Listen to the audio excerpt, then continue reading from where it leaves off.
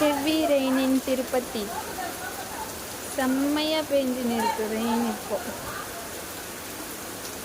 Drainage வாட்டரெல்லாம் மேலே வந்துச்சு.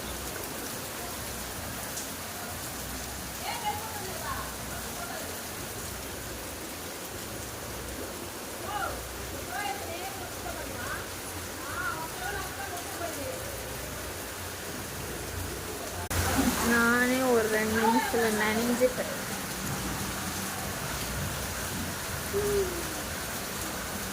ரொம்ப நாள் கழிச்சு திருப்பதியில் மழை பெய்யுது. செம்மையாக